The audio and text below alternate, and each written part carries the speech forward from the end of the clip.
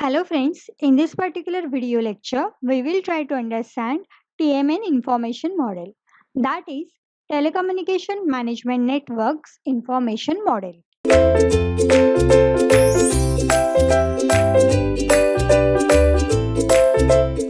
As shown in this particular figure, if the information should get exchanged, then that should get exchanged in between the two trustable entities, and that are nothing but one is manager and other is agent. So how can anyone is able to exchange the data in between the multiple entities? The answer is with the help of few commands. And what are that commands? The commands are given by the information model. As shown, the name of the commands are operation, that can also known as request, response and notifications or traps. Manager is one of the entity which should be trustable. Agent is second entity which should be trustable. That means what? Now, one is sender and one is receiver. Here, manager will act as a sender and agent will act as a receiver. So, the sender should be an ideal sender. That means it should send the correct data or the required data to the receiver. The receiver should be also the ideal receiver. That means it will take the data from the ideal sender and it will also show its original identity. Because of showing the unique and original identity, the data can be securely transmitted in between the sender as well as receiver. Once they will show their original identity, and once the sender and receiver is get identified, then the operation will be continued. What kind of operation should be there? The sender must have to send or initiate the request to the receiver. Yes, here we have to remember that always the communication can get start by the sender side, not by the receiver side. So sender has to send some request to the receiver. This is the ideal rule of telecommunication management network. And how can they start to request the agent? With the help of sending the command which contains the operation, that means initiate the operation or request. That means I want to send some data to you, so are you able to receive it or not? So such kind of request is transmitted by the sender, that means transmitted by the manager. And then if agent is interested to take the or receive the data from that particular sender, then agent will transmit the response to that particular sender. So this is nothing but what? Response can contain the data either yes or no. That means either interested to receive or not interested to receive. After that, along with the response, agents are also able to send some notifications or traps. What is meant by the notification or traps? They are the unsolicited. That means they can be the unwanted messages sometimes, but that can get the useful information. They can contain some useful information for the sender. So this is the process which can be easily generated along with the response, hence we cannot ignore that, but it may or may not be useful. For example, many times we are getting some messages from the company or the service provider whose service we are going to use nowadays for the making the communication. So many times such kind of notifications may useful for us or may not be useful for us, but yes, we received them. So like that, there are few notifications or traps which agent can send, that means receiver can send along with the response, and that can be the part of the communication. So in the information model, what we must have to remember, that the two entities which required to set the communication, they must be trusted. That means they must have to show their unique and their original identity to each other. then only the communication can establish in between them, or we can say that there are chances of the successful transmission of a communication or the data exchange between them. To start the data communication, always sender have to start it with the help of sending or transmitting the operation or request command to the receiver. Then if receiver is interested to receive the data, then receiver will send the response. Along with sending the response, he or she is able to send the notifications or traps, which may or may not be useful, but we must have to receive them. That means sender must have to receive them, as that are nothing but the part of the communication.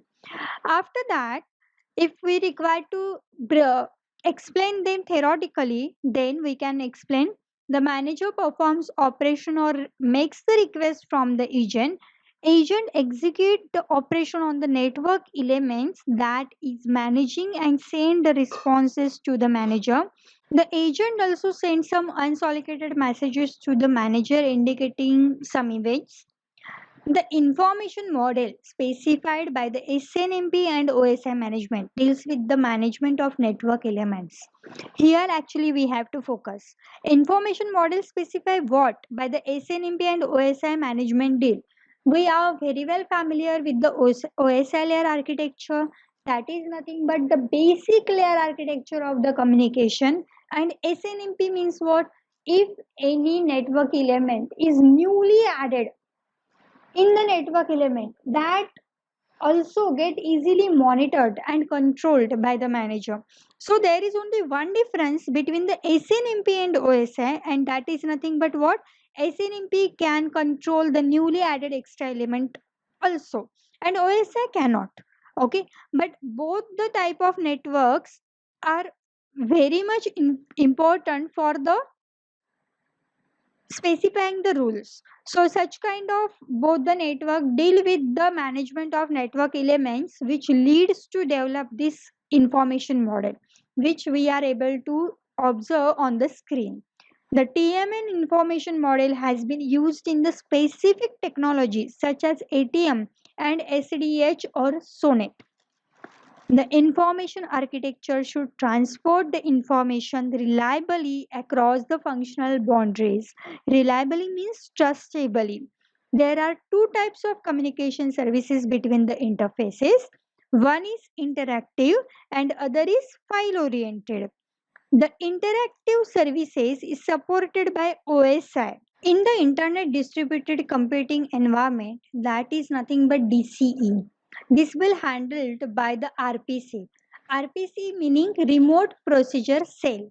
So data communication can handled in the different types of the layer architecture, like just we have discussed about the interactive services which are supported by OSI. If we are inside the internet, then DCE will be handled by the RPC. And the next one is file oriented category, and which we know that that file oriented category that can supported by the both the things, that is OSI and internet, with the help of FTP. FTP is nothing but file transfer protocol. Protocol are nothing but the rules and regulations which makes our communication much more successful. So there are different type of protocols at every layer of architecture. Though it is the basic layer architecture of the communication, though it is the advanced layer architecture of communication, every architecture is based on some protocols. So if we are interested to use the information architecture related to the file oriented services, then the protocol which we have to use, the that is file transfer protocol. Especially when we are talking about the OSI model, it needs to establish, release, and avoid application association with the help of multiple protocol. And whenever we are talking about the internet models, then there are the different rules of the internet model. That means the same architecture which we can observe in the screen, that we can use for the information exchange at the different layer architecture given by the communication network communication. But the rules will be different for them. If we can elaborate the information model, but the information model which we now try to study, that is related with TMN information model.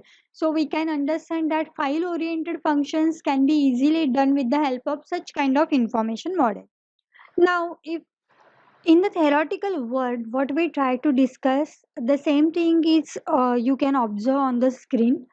Information model is specified by SNMP and OSI management, which deals with the management of the network element. The TMN information model has been used with the specific techniques such as SDH, SONET technique.